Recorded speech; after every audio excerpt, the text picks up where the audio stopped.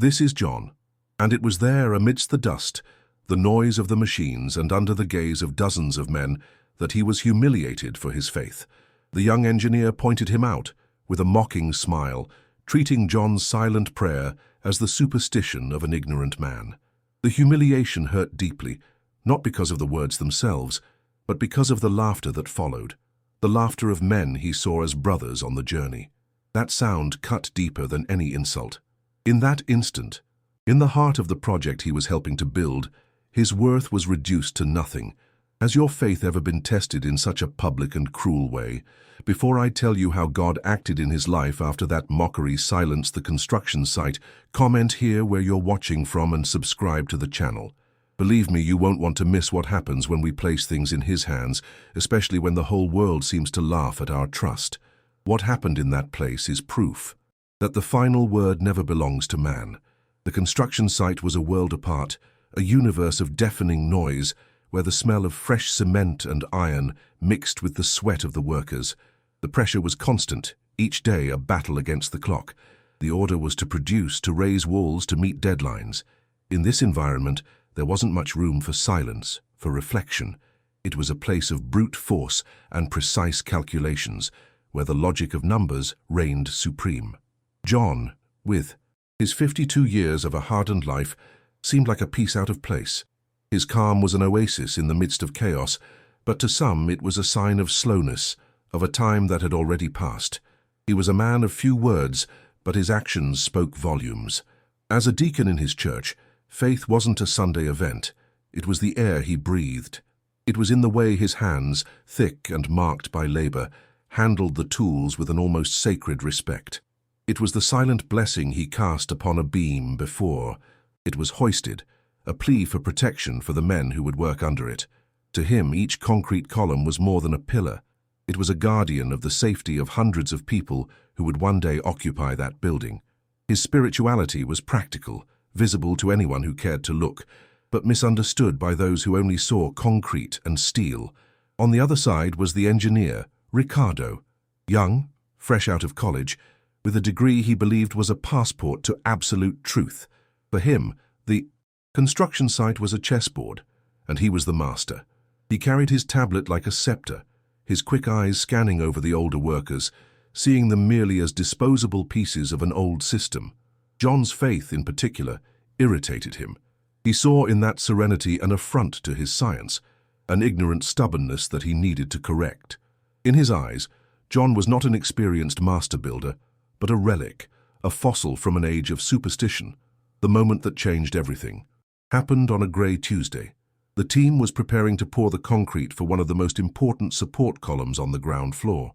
It was a critical point in the structure, a pillar that would support floor after floor of weight. As the final adjustments were being made, John approached the steel frame, placed his open hand on the cold structure, and closed his eyes. His lips moved, but the sound was almost inaudible, a whisper to God in the midst of that chaos. He wasn't asking for miracles. He was asking for safety, for firmness, so that this column would be a foundation of peace, not tragedy. It was then that Ricardo saw him. The engineer stopped, a contemptuous smile slowly forming on his face. He saw the perfect opportunity to assert himself, to show everyone who was in charge, and what the only accepted language in that place was, that of engineering. He approached, and his voice, loud and laden with sarcasm, cut through the air. "What's the matter, John? Did you find a mistake in my calculations and now you're asking God to hold up the building?" He paused, ensuring everyone was listening. "Leave the engineering to those who studied for it and get back to your work." The sentence was like a whip. The worst part wasn't the words, but what came next. Some of the younger workers, wanting to please the boss, let out a laugh. It wasn't a spontaneous laugh. It was a cruel, mocking laughter that echoed through the shell of the building under construction. In that instant, John felt the ground disappear from under his feet. The weight of the humiliation was physical, a pressure in his chest that left him breathless. He didn't feel anger, not immediately. What he felt was a profound sadness, the same that his ancestors must have felt when their wisdom was called ignorance. There he wasn't the master builder, the deacon, the family man. He was just the old, superstitious black man. The silence that followed the laughter was even heavier. The older workers bowed their heads, a mixture of shame and fear. No one dared to defend John. Ricardo's power was absolute, and no one would risk their job for a colleague. All eyes were on John, waiting for his reaction. They expected him to shrink, to stammer an apology, to diminish himself even further. The tension was almost solid, an invisible wall separating the arrogant engineer from the humiliated worker, with everyone else in between, as silent witnesses to that cruelty. But John did not shrink. He took a deep breath, drawing in not the dusty air of the site, but a strength that came from a much deeper place. He opened his eyes, and in them there was neither hatred nor shame. There was a peace that disarmed everyone. He slowly removed his hand from the column, with the dignity of a king, and turned to face Ricardo. With a firm but gentle voice, he said the words no one expected. "Engineer, I trust your engineering, but every house needs a firm foundation.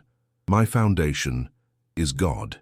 And waiting for a reply, he turned his back and returned to his post, leaving a stunned silence behind him. John's response fell like a stone in a silent lake. Ricardo was paralyzed, his mouth half open, without a ready comeback. His arrogance depended on a reaction of weakness or anger, but John's serenity had completely disarmed him. The engineer didn't know what to do. He turned his back, annoyed, and started shouting random orders about the concrete mix, trying to regain control of the situation. With noise and authority. The other workers, sensing the shift in the air, quickly returned to work, but the rhythm was different.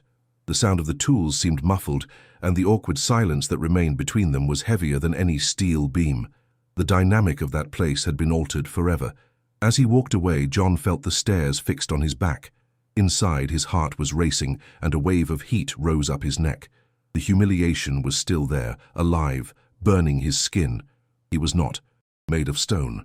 He felt the shame, the contained anger, the desire to shout that his worth went far beyond that construction site.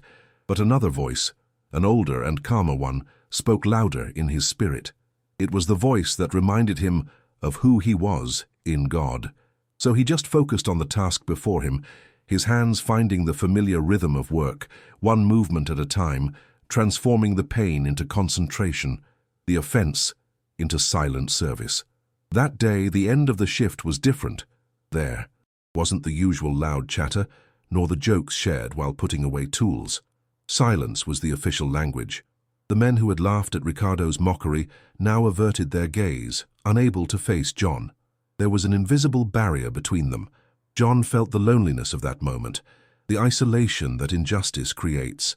But at the same time, he did not feel alone. He felt a presence by his side, a strength that sustained him, and he knew he didn't need anyone's approval there, because the approval that mattered came from above. On the bus home, the scene replayed in his mind. Ricardo's face, the sound of laughter, the silence of his friends. The city passed by in a blur outside the window, but he barely saw it. It wasn't a feeling of revenge that consumed him, but a sincere question he asked God in his heart. "Lord, why allow this? What is your purpose in this humiliation?" He didn't demand an answer. He just presented his pain, his doubt, like a son who trusts his father even, without understanding his ways. It was an intimate and silent conversation, a surrender of his anguish into the hands of the one he knew could carry it. Upon arriving at his simple, tidy home, the first thing he did was look at the photo of his late wife, Maria, on the shelf. She always told him, with a sweet smile, that the strength of a man of God was not in the noise he made, but in the silence that God filled with his presence. At that moment, her words echoed in his soul like a fulfilled prophecy. He understood that his calm had not been weakness, but the manifestation of that strength Maria so often spoke of. He sat in his worn-out armchair, closed his eyes, and instead of asking for justice, he gave thanks for the strength not to have retaliated. In the days that followed, a new tension settled over the site. Ricardo, feeling his authority had been subtly challenged, became even more rigorous. He inspected every detail of John's work, searching for a mistake, a minimal flaw he could use to reassert his power. He measured and remeasured, checked the levels and plumb lines with an almost morbid obsession. It was a cold war, fought with tape measures and harsh orders, a constant attempt to prove that his science was superior to the faith of that worker. But he found nothing. For John's work was impeccable. John, for his part, remained the same. He would get up at dawn, pray, go to work, and do his best. He did not let Ricardo's surveillance intimidate him. He worked with the same dedication as always, with the awareness that his true boss didn't wear a hard hat or carry a blueprint. The older workers, who had previously respected him in silence, now watched him with quiet admiration. They saw in his posture not submission, but an unshakable dignity. They understood without needing words that they were witnessing a strength not learned in an engineering college. The weeks went by and the skeleton of the building grew, one floor after another. The public. Humiliation began to become a distant memory for most, but the tension between John and Ricardo remained latent. It was then that the weather changed. A series of torrential rains fell upon the city, a violent and relentless water that soaked the ground and tested the resistance of every structure. The construction site turned into a mud pit, and the humidity seemed to penetrate to the very bones of the newly made construction. The grey sky seemed like an omen. Soon after the rains, a suffocating heat wave followed. The strong sun and humidity created a greenhouse effect, dangerously and irregularly accelerating the drying of the concrete. Any engineer knows that this extreme variation in temperature and humidity is poison to the concrete curing process, potentially creating internal stresses in the structure. When one of the younger foremen mentioned this concern, Ricardo dismissed him with an arrogant gesture. "Everything is under control. My calculations account for these variations. The technology of the additives we use ensures stability." His confidence was blind. John felt the change in the air, and it wasn't just the humidity. It was a restlessness, a heavy premonition that settled in his spirit. He watched the structure with a worried gaze, feeling that something was not right. During his lunch breaks, he would step away from everyone, find a quiet corner, and pray. His prayers were no longer about the humiliation he had suffered. Now, he asked God for protection. He asked that the house they were building would not become a trap, that one man's arrogance would not cost the safety of many. He felt, deep in his soul, that something was about to be revealed. The revelation was not long in coming. It was on a Thursday afternoon, the scorching sun punishing the site. Suddenly, a strange sound echoed through the structure. It wasn't a loud noise like an explosion, but a dry, deep crack, like a bone breaking. A sound that made the heart of every man present stop for a second. A sudden silence fell over the site, the noise of machines and conversations ceasing instantly. Everyone looked up to the sides, trying to identify the source of that sinister noise. The air grew thick with restrained panic. It was one of the youngest workers, one of those who had laughed at John, who saw it first. He was near one of the ground floor walls when his eyes widened. He pointed, his hand trembling, his voice coming out choked. "There! Look there!" Slowly, like a spider's web forming, a thin fissure began to open in the concrete wall. It was small, almost imperceptible, but to those men, it was like a sentence. In a few minutes, other fissures began to appear in different spots on the slab and columns, tracing a map of fragility as far as the eye could see. The panic, previously contained, exploded. Nervous shouts mixed with confused orders. Some workers began to back away, instinctively moving away from the structure that seemed to groan under its own weight. Ricardo ran from one side to the other, his face once so arrogant, now a pale mask of terror. He opened his digital blueprints on his tablet, his fingers trembling as he tried to compare his calculations with the reality crumbling before his eyes. His science, his technology, his unshakable certainty, it was all turning to dust, along with the cracking concrete. As chaos set in, John remained where he was. His heart was also racing, but it wasn't from fear of the structure collapsing. It was from the terrible and grand manifestation of what he felt was coming. He felt no joy in Ricardo's failure. There wasn't a hint of "I told you so" in him. What he felt was a reverential awe, the feeling of witnessing something much greater than an engineering failure. He just watched, his serene gaze sweeping the scene, seeing not just the cracks in the concrete, but the cracks in a man's pride. It was then that the same young man who gave the first warning shouted, again his voice filled with an astonishment that bordered on the supernatural, "The column! Look at the column!" All eyes, including Ricardo's, turned in the direction he was pointing. There, amidst a tangle of fissures spreading across the slab like diseased veins, it stood, the column that John had blessed with his prayer. Perfect, intact, solid as a sacred rock in a desert of ruins. There wasn't a single crack on it, not a single sign of stress. It stood, firm and silent, a mute and powerful testimony. The silence that fell upon the construction site at that moment was different from all the others. It was not a silence of embarrassment or fear. It was a silence of awe, a heavy, dense silence, charged with a meaning that transcended physics and engineering. The men looked from the intact column to the others that were cracked, and then to John, who remained standing, observing the scene. The coincidence was so stark, so impossible to ignore, that it seemed like a message written in invisible letters for all to read. Ricardo stopped running. His tablet slipped from his hands and hit the ground with a dull thud, but he didn't even notice. His eyes were fixed on the column. He stared at it for a long time, as if trying to find a logical explanation in it, a flaw in his perception. Then, slowly, he turned his head, and his eyes met John's. In that gaze, there was no more arrogance, no mockery. There was confusion, fear, and the beginning of a question he didn't have the courage to ask. In that instant, the engineer crumbled along with his work. No one needed to say anything. The scene spoke for itself. The cracked concrete next to the perfect column was an image so strong, so symbolic, that it burned into the retina of every man present. The cold logic of engineering had failed spectacularly. The precise calculations, the technological additives, the blind trust in science. None of it had been enough, but the faith of a humiliated worker, the silent prayer, that had been a reason for mockery, seemed to have left an invisible but undeniable mark of protection on that structure. The memory of the humiliation returned with full force, but now with a new meaning.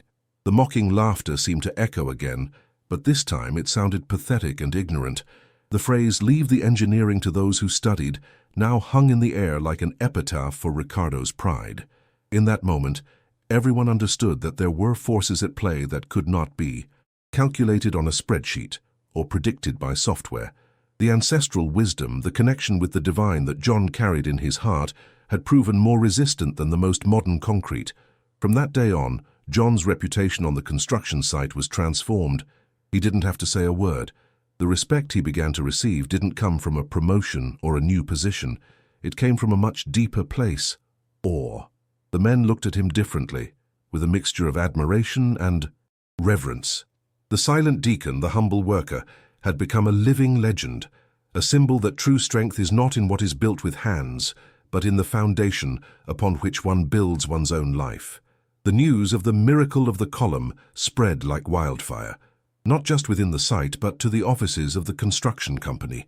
Senior engineers, architects, and directors visited the site, incredulous. They analyzed the reports, checked the concrete samples, looking for any plausible, technical explanation. Perhaps a difference in the cement batch, a variation in the mix, anything. But there was nothing. The composition was the same. The only variable, the only thing that differentiated that column from the others, was a factor not listed on any blueprint or report: John's prayer. Work on the site was halted, experts were called in, and the condemned structure had to be reinforced at a very high cost, delaying the schedule by months. The financial loss for the construction company was enormous, and the blame fell entirely on Ricardo. His career, which had seemed so promising, suffered a devastating blow. He was removed from the project, his arrogance replaced by a public shame he would carry for a long time. The young engineer who mocked a worker's faith learned the hard way that there are foundations that science cannot measure. At the end of that fateful week, as the workers were dismissed early, Ricardo sought out John. He did not approach him as a boss, but as a broken man. His shoulders were slumped, his gaze lost. He stopped at a respectful distance, as if he didn't feel worthy of getting any closer. "John," he began, his voice low, almost a whisper, I don't know what to say. I'm sorry." It wasn't a formal apology. It was the sound of pride surrendering, of a certainty unraveling. John just looked at him, and on his face there was no triumph, no resentment. There was the same serenity as always, but now tinged with compassion. He saw, Before him, not the arrogant engineer, but a lost young man who had built his house on sand. "It's not me you owe an apology to, engineer," John said in his gentle voice. "Sometimes God has to break our structures to show us what the true foundation is." He didn't give a sermon. He didn't accuse him. He just planted a seed of reflection in the fertile ground of humility that pain had created. That encounter was brief, but it changed Ricardo's life forever. He disappeared from the construction world for a time, and when he returned years later, he was a different man. More humble, more cautious, a professional who had learned to listen more and speak less. The story of the intact column became a whispered legend on construction sites throughout the city, a reminder that pride comes before a fall, and that faith can be a structural force as real as steel. For John, life went on. He continued to be the same quiet, dedicated man, serving in his church and working with the same dignity. But something had changed around him. His co-workers, especially the younger ones, now sought him out for advice, not about concrete and beams, but about life. They saw in him a strength they wanted to understand. The respect he earned was not imposed by authority, but born from admiration for his unshakable faith, a faith that proved stronger than concrete. John's honor was restored, not by revenge or an argumentative victory, but by the silent and undeniable manifestation of the truth, divine. Justice did not come with lightning and thunder, but with the subtle sound of cracking concrete and the eloquent silence of a standing column. It was an answer that left no room for doubt, a signature of God on the work of men. John never brought up the subject again, but the testimony of his faith remained, solid and visible to all. Years later, when the building was finally inaugurated, imposing and brilliant, John walked past it. He looked up at the floors of glass and steel that rose to the sky and smiled. He knew that, hidden in the heart of that structure, there was a column unlike any other, a column that was not just a pillar of concrete but a memorial, an eternal reminder that man's engineering has limits, but God's is perfect. That experience left a deep mark not only on John's life, but on the entire community of faith that heard his testimony. The story was told and retold, not as a fairy tale, but as concrete proof, literally, that making God the foundation of all things is not a weakness but the greatest of wisdoms. It became a beacon of hope for all who have ever felt humiliated or diminished because of their belief in a world that often despises what it cannot see or touch. The lesson of that day, amidst the dust and steel, echoed far beyond the walls of the construction site. Everyone who knew the story understood that the strongest foundation of that building was not in the engineer's complex calculations, which failed, nor in the advanced technology of the materials, which proved fragile. The true foundation, the one that withstood the test of time and pressure, was in the simple and powerful faith of a worker whose foundation was God himself. And that is a truth that no crack can erase. John's journey teaches us about the strength that lies in humility and the protection we find in faith. His dignity in the face of humiliation and God's silent response are a reminder that even when the world mocks us, our worth is kept in a safe place. Justice may not come in the way we expect, but it always comes. His story is a testament that a heart established in God is more resilient than any structure made by human hands. That intact pillar became more than an engineering curiosity. It turned into an informal pilgrimage site for faithful workers. Every now and then, a worker from another site would pass by, touch the base of that column, and say a silent prayer. It became a symbol, a landmark, that faith is not an abstraction, but a real and active force in the material world, capable of sustaining what science by itself cannot guarantee. The engineer Ricardo, years later, sent an anonymous letter to John's church. In it, he did not identify himself by name, only as the engineer who learned to calculate faith. He told how, after the incident, he plunged into a deep personal crisis and, at rock bottom, found the same God he had despised. The letter ended with a simple thank you. Thank you for letting your structure collapse so that mine could be rebuilt on the rock. For the workers who witnessed everything, the memory of that day never faded. The sound of the concrete breaking and the silence of the intact column became a living parable in their lives. Many of them, who previously saw faith as something distant, began to look to the sky with a little more respect and a little less certainty in their own strength. John's humiliation was transformed into the edification of many. On that day, God did not just protect a concrete column. He defended the honor of one of his servants. He did not use angels with swords, but physics, time, and chemistry to reveal his sovereignty. He showed that he can use the very laws that govern the universe to manifest his will. The lesson was clear. You can ignore God, but you cannot ignore the consequences. The bill always comes due in a way that only he knows how to collect. If you know someone whose faith needs to be strengthened, please share this video. Don't forget to subscribe for more stories about how faith in God can move mountains. Thank you for listening.